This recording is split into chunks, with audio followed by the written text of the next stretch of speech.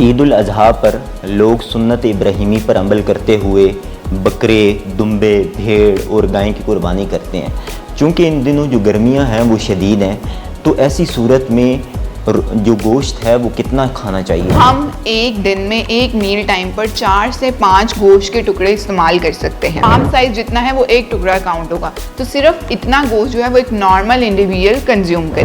اسی کے ساتھ ساتھ ڈائبٹیز کی بات کی جائے وہ 3 سے 4 ٹکڑے استعمال کر سکتے ہیں۔ بلڈ پریشر کے مریضوں کی بات کی جائے 2 سے 3 ٹکڑے۔ میں آپ کو یہ ریکمینڈ کرنا چاہوں گی کہ اس کے اندر آپ کسی نہ کسی سبزی کو ضرور ایڈ آن رکھیں۔ جب تک آپ سبزی کا استعمال نہیں کریں گے، اس گوشت کو فریج میں سٹور بھی کیا جاتا ہے، تو اب گوشت کو فریج میں کتنے دن تک سٹور کر سکتے ہیں؟ اس میں پہلے تو ایک obviously جنرل پریکٹس یہی ہے کہ آپ گوشت کو سٹور نہ کریں، جتنا ہو سکے وہ اس کو ڈسٹریبیوٹ کریں، کیونکہ یہ دن ہی ایسا ہے کہ آپ جتنا ڈسٹریبیوٹ کریں گے۔ عید الاضحیٰ پر لوگ سنت ابراہیمی پر عمل کرتے ہوئے بکرے، دمبے، بھیڑ اور گائے کی قربانی کرتے ہیں۔ چونکہ ان دنوں جو گرمیاں ہیں وہ شدید ہیں، تو ایسی صورت میں جو گوشت ہے وہ کتنا کھانا چاہیے روزانہ؟ بالکل، آپ دیکھیں کہ عید الاضحیٰ جو ہے وہ آہستہ آہستہ ایسے موقع پر آ رہی ہے جب ٹیمپریچر جو ہے وہ انبیئریبل ہے۔ ویسے بھی لاسٹ ڈیز میں جو ہے ہیٹ اسٹروک کا ایشو جو ہے وہ بہت زیادہ رہا تھا اور بڑی الارمنگ سچویشن تھی۔ وہ تو یہ ذرا تھوڑا سا اسٹرامز آئے ہیں تو موسم جو ہے وہ تھوڑا سا بہتر ہوا ہے، بٹ ٹیمپریچر ابھی بھی ہیٹ اسٹروک کی الارمنگ سچویشن پر ہی ہے۔ تو ایسے میں جب بڑی عید آ جاتی ہے، اسپیسیفکلی وہ عید آ جاتی ہے جس میں گوشت کا اہتمام زیادہ کیا جاتا ہے، گوشت کی کنزمپشن بھی زیادہ ہوتی ہے، تو اس موقع پر ہم لوگ فوائد کے ساتھ ساتھ نقصانات کی بات بھی کر رہے ہوتے ہیں، بتا رہے ہوتے ہیں کہ فائدے کتنے ہیں، نقصانات کتنے ہیں، کیونکہ ہر بندے نے گوشت کا استعمال کرنا ہوتا ہے۔ ہر بندہ کسی نہ کسی فارم میں بڑے گوشت کا، چھوٹے گوشت کا، جیسے ہم مٹن یا بیف کہتے ہیں، کنزیوم کر رہا ہوتا ہے۔ تو ایسے میں ٹمپریچر کے ساتھ ساتھ ہمیں اس گوشت کو بھی استعمال کرنا ہے، اور کس طرح سے ہم نے اس کو مینیج کرنا ہے اور کتنا کھانا ہے، یہ ہر انسان کے لیے جاننا بہت زیادہ امپورٹنٹ ہے۔ کیونکہ آپ دیکھیں کہ ایسے ہی موقع پہ پھر ہاسپٹل میں کیسز بھی جو ہیں وہ بہت زیادہ بڑھ جاتے ہیں الٹیمیٹلی۔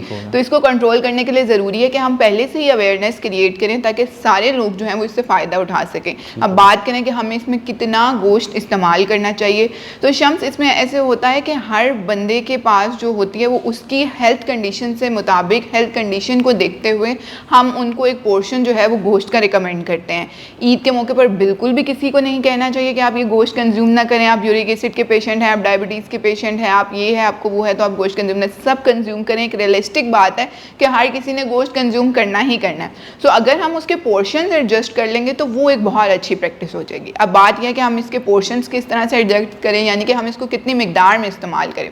تو اس میں سب سے پہلے میں ایک عام نارمل بندے کی بات کروں گی، جیسے آپ اور میں، جنہیں کوئی بیماری نہیں ہے یا ہم کسی کو موربیڈیٹی سے جو ہے وہ افیکٹڈ نہیں ہے، ہم ایک دن میں ایک میل ٹائم پر 4 سے 5 گوشت کے ٹکڑے استعمال کر سکتے ہیں۔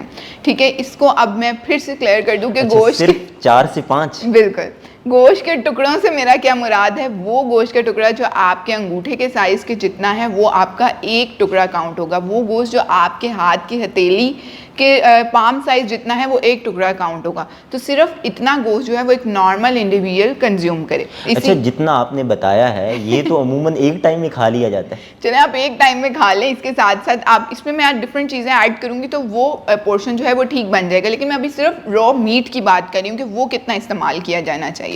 اسی کے ساتھ ساتھ یورک ایسڈ کے پیشنٹس آتے ہیں جن کو گوشت جو ہے وہ عام دنوں میں ریڈ میٹ ہم منع کر دیتے ہیں کہ آپ ریڈ میٹ کنزیوم نہیں کر سکتے، وہ بھی عید کے موقع پر 1 سے 2 گوشت کے ٹکڑے استعمال کر لیں، بیکاز اوبویسلی سب استعمال کریں۔ اسی کے ساتھ ساتھ ڈائبٹیز کی بات کی جائے وہ 3 سے 4 ٹکڑے استعمال کر سکتے ہیں۔ بلڈ پریشر کے مریضوں کی بات کی جائے 2 سے 3 ٹکڑے استعمال کریں۔ کولیسٹرول کے پیشنٹس بھی سیم رول کو فالو کریں، کیونکہ اس کے اندر کولیسٹرول کا کانٹینٹ زیادہ ہوتا ہے، تو ہم بلڈ پریشر والے پیشنٹس اور کولیسٹرول والے پیشنٹس کو تھوڑا سا ریسٹرکٹ کرواتے ہیں۔ یورک ایسڈ والے پیشنٹس کو تو ریڈ میٹ ویسے ہی ریسٹرکٹ ہوتا ہے، لیکن وہ تھوڑا سا کنزیوم کر سکتے ہیں۔ تمام پیشنٹس اپنے معالج کے مشورے سے استعمال کریں، کیونکہ ہر کسی کی ہیلتھ کنڈیشن جو ہوتی ہے وہ ہر ٹائم پر ڈفرینٹ ہوتی ہے، شوگر لیول ڈفرینٹ ہوتے ہیں، بلڈ پریشرز کے لیول ڈفرینٹ ہوتے ہیں۔ سو آپ عید سے پہلے ایک دفعہ اپنے معالج سے ضرور مشورہ کر لیں کہ اب عید آنے والی ہے تو میں اس کو کس طرح سے کنزیوم کروں۔ اب تو اپنے معالج سے ضرور مشورہ کریں تاکہ آپ عید سے پہلے اپنی تیاری جو ہے وہ مکمل کر کے رکھیں۔ اب یہ تو ہم نے بات کر لی گوشت کے ٹکڑوں کی، لیکن obviously اس کے کے ساتھ ہم کسی نہ کسی چیز کا استعمال ضرور کریں گے. میں آپ کو یہ ریکمینڈ کرنا چاہوں گی کہ اس کے اندر آپ کسی نہ کسی سبزی کو ضرور ایڈ آن رکھیں. جب تک آپ سبزی کا استعمال نہیں کریں گے اس کے ساتھ، ایک تو یہ آپ کے ڈائجیشن میں بھی آپ کو مشکل دے رہا ہوگا، اور دوسرا اتنا پورشن آپ کے لیے کافی نہیں ہوگا. تو سبزیاں چاہے را فارم میں استعمال کریں، چاہے آپ گوشت کے اندر پکا کر ملا کر استعمال کریں. عید کے 3 دن جتنا بھی آپ نے گوشت استعمال کرنا ہے اس کے ساتھ سبزیاں جو ہیں وہ کسی نہ کسی فارم میں اپنی ڈائٹ میں ضرور ایڈ کریں. اسی کے ساتھ ساتھ میں آرگن میٹ کی ضرور بات کروں گی، جیسے کلیجی ہو گیا، مغز ہو گیا. یہ ساری چیزیں جو ہے سنت بھی ہے کہ جیسے عید کا دن شروع ہوتا ہے تو آپ آرگن میٹ کو کھا کر شروع کر سکتے ہیں اس کو. تو کلیجی کا استعمال بہت سارے گھروں میں 11-12 بجے کے قریب کلیجی بن جاتی ہے اور موسٹلی لوگ اسی سے ناشتہ کر رہے ہوتے ہیں. سو کلیجی کی کوانٹٹی جو ہے وہ آرگن میٹ ہے اور اس کے اندر کولیسٹرول کا کانٹینٹ نارمل سے زیادہ ہوتا ہے. سو وہ پیشنٹس جن کو کولیسٹرول منع ہے، جن کو کولیسٹرول اپنا کنٹرول کرنا ہے، وہ ذرا اس کی کوانٹٹی تھوڑی سی ریسٹرکٹ کر لیں.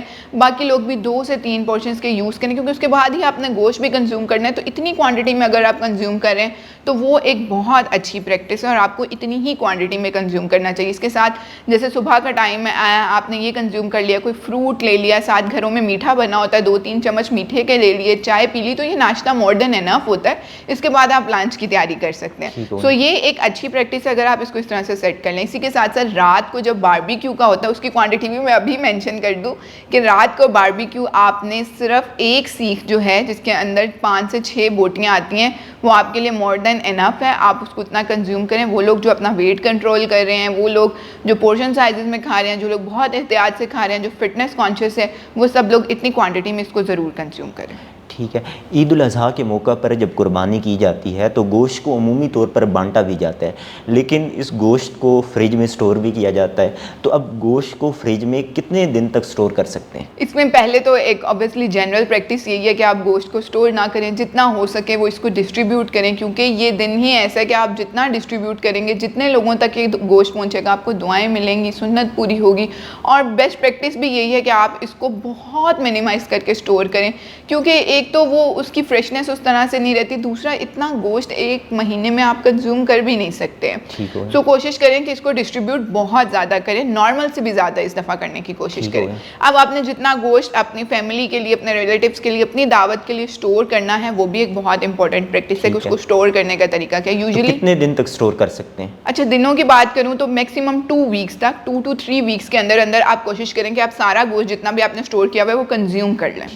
ٹھیک ہے. اب اس میں یہ پریکٹس ہے کہ جیسے گوشت بہت سارے گھروں میں جب قربانی ہو رہی ہوتی ہے تو لوگ کہتے ہیں ذرا ایک دفعہ ساری ہو جائے پھر ہم اٹھ کے سمیٹیں گے. ایسے نہ کریں. جیسے جیسے گوشت کٹتا جا رہا ہے آپ اس کو ویسے ویسے ہی سمیٹنے کی کوشش کرتے رہیں. ساتھ ساتھ جتنا آپ نے فریز کی طرف لے کر جانا ہے، سٹور کرنا ہے، اتنا آپ ساتھ ساتھ سٹور کرتے رہیں. جتنا آپ نے ڈسٹریبیوٹ کرنا ہے وہ ساتھ ساتھ ڈسٹریبیوٹ، کیونکہ گرمی بہت زیادہ ہے، ایسے میں فریشنس جو ہے گوشت کی وہ بہت زیادہ خراب ہو سکتی ہے. اچھا، اس میں ایک امپورٹنٹ پریکٹس یہ کی جاتی ہے کہ گوشت کو ڈرپ وہ کیا جاتا ہے، سٹور کرتے ہوئے اس کو اوپر والے پورشن پہ رکھا جاتا ہے، فریزر میں رکھا جاتا ہے. تو جب آپ اس کو فریزر میں رکھ رہے ہیں تو آپ کوشش کریں کہ سب سے لوور لیئر جو ہے اس پہ گوشت کو رکھیں، سب سے اوپر گوشت کو نہ رکھیں. ایسے کیا ہوتا ہے وہ جو بلڈ یا اس کا پانی جو اس کے اندر سے ڈرپ کر رہا ہوتا ہے وہ نیچے آپ کی چیزوں پہ گر رہا ہوتا ہے. تو جب وہ پانی آپ کی چیزوں پہ گر رہا ہوتا ہے وہ الٹیمیٹلی اس میں بیکٹیریا کنٹامیننٹس پیدا کر رہا ہوتا ہے جو الٹیمیٹلی آپ کے لیے نقصان ہو سکتا ہے. آپ کو گوشت کھانے سے تو مسئلہ نہ ہو رہا ہو، لیکن جو آپ نے فریج میں ٹماٹر، پیاز، پانی یا ڈفرینٹ قسم کی چیزیں جو آپ نے سٹور کی ہوئی ہیں، جب بلڈ یا کوئی بھی پانی اس پہ ڈرپ کرے تو وہ آپ کو فوڈ پوائزننگ کا رسک کروا سکتا ہے. 2 سے 3 سال پہلے کراچی میں ایک ایسا واقعہ ہوا بھی ہے جس میں انہوں نے گوشت تو کنزیوم نہیں کیا تھا لیکن کچھ ایسی چیز کنزیوم کی تھی جس کی وجہ سے انہیں بہت سویئر فوڈ پوائزننگ فالو کرنی پڑی. تو یہ ساری چیزیں جو ہیں گوشت کی سٹوریج کے لیے بہت زیادہ امپورٹنٹ ہے. اس کو آپ شیشے کے باؤلز میں اپنا پیارے سے پیکٹس بنا کر سٹور کریں. پھر جب آپ نے اس کو کنزیوم کرنا ہے، جب آپ فار انسٹنس آپ نے ایک دن گزر گیا، دوسرے دن آپ کے گھر دعوت ہے، آپ نے گوشت کو کنزیوم کرنا ہے، آپ نے اس کو فریز کیا ہوا ہے، تو ایسے نہ کریں کہ فوراً سے اس کو ڈی فروسٹ کر کے اور کنزیوم کرنا شروع کر دیں. گریجولی اس کا ٹمپریچر ڈاؤن کریں. آپ اس کو فریزر سے پہلے فریج میں لے کر آئیں، پھر اس کو ذرا باہر رکھیں تھوڑی دیر کے لیے، پھر اس کو کوکنگ میتھڈ کی طرف لے کر جائیں. تو یہ ایک بہت امپورٹنٹ پریکٹس ہے جو کرنی بہت زیادہ ضروری ہے. اسپیسیفکلی یہ ہاؤس وائفس کے لیے، فیمیلس کے لیے ایک بہت امپورٹنٹ پریکٹس ہے کہ وہ گوشت کا ان دنوں میں انہیں بہت ایکٹیو رہنے کی ضرورت ہے، کیونکہ گوشت جو ہے وہ سنبھالنا بھی ایک بہت بڑی ڈیوٹی ہے. عید الاضحیٰ کے موقع پر زیادہ گوشت کھانے کے کیا کیا نقصانات ہو سکتے ہیں؟ بالکل. نقصانات کی بات کیجیے تو اس میں آپ دیکھیں کہ سب سے پہلے فوڈ پوائزننگ کا رسک بہت زیادہ بڑھ جاتا ہے لوگ، اور گرمی جیسے کہ بہت زیادہ نوزیا، وامٹنگ، ڈائریا کی شکایت بہت زیادہ رہتی ہے، تیزابیت، ایسیڈک، ہارٹ برن کی شکایت، ایسیڈیٹی بڑھ جاتی ہے، ہارٹ برن کی شکایت بہت زیادہ رہتی ہے، اور اس کے علاوہ ڈفرینٹ قسم کے مسائل جو ہیں آپ کو زیادہ گوشت کھانے کی وجہ سے فیس کرنے پڑتے ہیں، جس میں اسٹمک ایشوز جو ہیں بہت زیادہ کامن ہیں. تو کوشش کریں کہ اس کو منیمائز کرنے کے لیے آپ اپنی گوشت کی کوانٹٹی پر ضرور دھیان دیں. اچھا، عید الاضحیٰ کے موقع پر کچھ لوگ ایسے ہیں جو بکرے، دمبے اور گائے کا گوشت نہیں کھاتے، تو ان کے لیے آپ کا کیا مشورہ ہے؟ اچھا شمس، یہ بالکل ایک مت ہے کہ ہم لوگ یہ گوشت جو ہے وہ کنزیوم نہیں کرتے، اسمیل آ رہی ہے، یہ ہو رہا ہے، وہ ہو رہا ہے. ایکچولی اسمیل کو میں ریفر کروں گی کہ گوشت کی فریشنس کی اسمیل ہوتی ہے، جو کہ گوشت میں سے آنا بہت زیادہ ضروری ہوتی ہے. ٹھیک ہے، سو وہ لوگ جو بچے ہیں یا اس ایج کے ہیں 18 سے 25 سال کے جو بچے ہیں وہ اس گوشت کا استعمال نہیں کریں، وہ کوشش کریں کہ اس کو کنزمپشن ضرور کریں، چاہے 2 سے 3 پیس کسی نہ کسی فارم میں، کسی پلاؤ کے اندر، روٹی کے ساتھ، باربیکیو کی فارم میں ضرور کنزیوم کریں. یہ ان کی صحت کے لیے بہت اچھا ہے کیونکہ اس کے اندر آئرن کی کوانٹٹی بہت زیادہ ہے، جو اسپیسیفکلی ہم جیسی فیمیلز کے لیے بہت زیادہ امپورٹنٹ ہے. اس میں ایک ایسے فارم میں آئرن موجود ہے جو کہ آپ کی باڈی کے لیے بہت زیادہ امپورٹنٹ ہوتا ہے، تو اس کی کنزمپشن جو ہے وہ بہت زیادہ ضروری ہے. ٹھیک ہے. اچھا، یہ جو گوشت ہم گھر میں، کیونکہ قربانی ہم گھر میں کرتے ہیں، گوشت گھر میں کاٹتے ہیں، تو یہ ایک ہیلدی فوڈ ہے. ہماری عمومی طور پہ ہم جو چوائس ہے، فوڈ چوائس ہے، وہ ان آرگینک ہے اور وہ صحت کے لیے نقصان دہ ہے. بالکل ایسے ہی کہ جیسے دکان سے جو گوشت آ رہا ہے ہمیں نہیں پتا وہ کس طرح سے اس کو سلاٹر کر رہے ہیں، کس طرح سے اس کو دھو کر رہے ہیں، اسٹوریج فارم کیا ہے، ہمارے پاس آتے ہوئے وہ کس طرح سے جو ہے اس کا کوئی ایشو تو نہیں ہے یا اس طرح سے. تو کوشش کریں کہ یہ چیز جو آپ کے گھر میں آپ کے سامنے ہو رہی ہے، آپ کے پیرنٹس اس کو کوک کر رہے ہیں یا ڈفرینٹ طرح کی اس میں چیزیں شامل ہیں، تو اس کا استعمال جو ہے وہ ضرور کرنا چاہیے، اسپیسیفکلی 18 سے 25 کی پاپولیشن جو ذرا تھوڑا سا کتراتے ہیں. اچھا، عید کے موقع پر جو ہے عمومی طور پر بھی لوگ جو ہے وہ گوشت کھانے کے شوقین ہیں، مٹن، قورمہ، ایسی چیزیں لوگ پسند کرتے ہیں، باربیکیو. تو اب کون سے ایسے لوگ ہیں جن کو گوشت کھانے کے معاملے میں زیادہ احتیاط کی ضرورت ہے؟ بالکل، ویسے تو سارے لوگوں کو جو ہے وہ گوشت کھانے کے معاملے میں احتیاط کی بھی ضرورت ہے اور کھانا بھی بہت ضروری ہے. ٹھیک ہے، لیکن وہ لوگ جو ذرا احتیاط کریں، اس میں سب سے پہلے یورک ایسڈ والے پیشنٹس ہیں. یورک ایسڈ والے پیشنٹس اپنے معالج کے مشورے سے استعمال کریں کیونکہ ان کو پروٹینز ہم لوگ بہت زیادہ ریسٹرکٹ کرواتے ہیں. اس کے علاوہ ڈائبٹیز والے پیشنٹس، بلڈ پریشر والے پیشنٹس، کولیسٹرول والے پیشنٹس، وہ پیشنٹ جو ان کو دل کا کوئی مریض ہے، یا پھر وہ پیشنٹ جن کو ایسیڈیٹی یا ہارٹ برن کا، تیزابیت کا عام زبان میں کہیں تو مسئلہ رہتا ہے، وہ تمام پیشنٹ ذرا اس کو ریسٹرکٹ کریں یا اپنے معالج کو مشورے سے استعمال کریں. اچھا، عام طور پر جب کوئی بھی لوگ گوشت کھاتے ہیں تو وہ ہاضمے کے لیے کولڈ ڈرنکس کا استعمال کرتے ہیں. یہ ہمارے ہاں آپ نے دیکھا ہوگا ایک عام روٹین ہے. جب بھی کوئی لوگ اگر باہر بھی کھانا کھائیں، اگر وہ کڑھائی وغیرہ بنائیں تو ساتھ کولڈ ڈرنکس بھی آرڈر کی جاتی ہیں اور کھاتے ہیں، اور اس سے یہ سمجھا جاتا ہے کہ اس سے جو ہم نے کھایا ہے وہ خوراک ہضم ہو جائے گی، گوشت جو ہے وہ ہضم ہو جائے گا.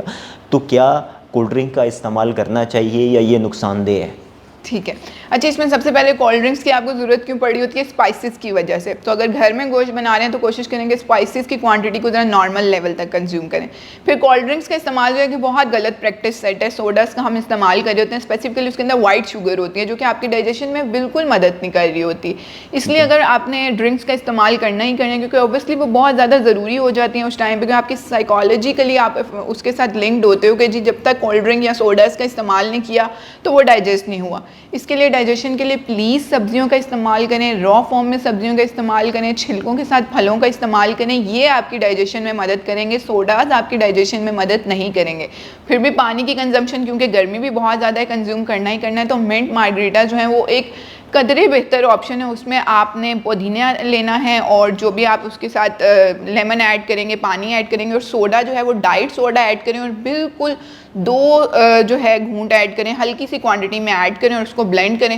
تو وہ جو ہے آپ کو ایک سودنگ افیکٹ بھی دے رہا ہوگا، اچھا افیکٹ بھی دے رہا ہوگا. الٹیمیٹلی آپ کی ڈائجیشن کے لیے بھی تھوڑا سا امپورٹنٹ ہو جائے گا. اچھا، ایک نیوٹریشنسٹ کے طور پہ اب میں آپ سے یہ جاننا چاہوں گا کہ یہ اس متھ نے کہاں سے جنم لیا کہ خوراک کے بعد اگر کولڈ ڈرنکس کا استعمال کیا جائے تو یہ اس سے ہاضمہ ہوتا ہے؟ کیا یہ جو کمپنیز ہیں انہوں نے اپنی پروڈکٹ کو بیچنے کے لیے ایڈز کے تھرو ہم نے یہ دیکھا ہے؟ آپ کیا کہتی ہیں اس حوالے سے؟ اچھا، کولڈ ڈرنک کا نا سائیکالوجیکلی افیکٹ اس لیے ایسوسیٹیڈ ہے کہ لوگوں کو پی کر ایک دم سے ریلیف مل رہا ہوتا ہے, یا وہ کہہ رہے ہوتے ہیں کہ اب تو پیٹ فل ہو گیا, اب تو بس we are okay with it. تو وہ جو سوڈاز ہوتے ہیں اس کے اندر اتنی شوگر کوانٹٹی موجود ہوتی ہے کہ وہ الٹیمیٹلی آپ کو ریلیف دے رہے ہوتے ہیں, لیکن وہ ایک تھرو آؤٹ ریلیف کا باعث نہیں بنتا. مارکیٹنگ اسٹنٹس کچھ اس طرح کے ہوتے ہیں جن کو ہم اس سے لنک کر سکتے ہیں, لیکن ڈائریکٹ لنک مجھے ایسے لگتا ہے کہ لوگوں کی سائیکالوجی کے ساتھ, سائیکی جو ہے ان کی وہ یہ بنی ہوئی ہے کہ ہمیں اس کو اس طرح سے استعمال کرنا. اچھا, اس سے لانگ ٹرم جو ہے وہ نقصانات بھی ہو سکتے ہیں لانگ اگر ٹرم اس اور کو شارٹ زیادہ ٹرم استعمال میں, کیا بالکل جائے. اگر آپ زیادہ استعمال کریں, اس کے اندر سفید چینی ہے جو کہ الٹیمیٹلی آپ کی باڈی سے پانی کو باہر نکال رہی ہوتی ہے, آپ کی ہائیڈریشن کو امپروو نہیں کرتی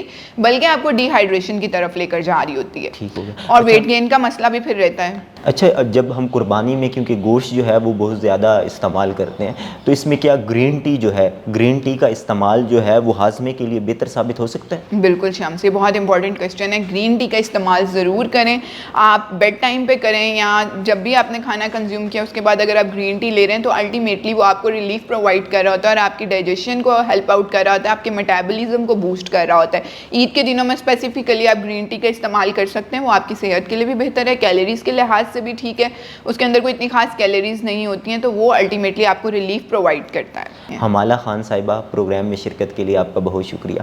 میں امید کرتا ہوں کہ ہمارے وہ ناظرین جو یہ جاننا چاہ رہے تھے کہ عید قرباں کے موقع پر وہ کتنا گوشت کھائیں اور کن لوگوں کو گوشت کھانے کے معاملے میں زیادہ احتیاط کرنی چاہیے, ان کے لیے یہ انٹرویو انتہائی مفید ثابت ہوگا. اس پروگرام کے حوالے سے اپنا فیڈ بیک کامنٹ باکس میں لکھیے. اگلے پروگرام تک دیجیے اجازت. اللہ حافظ.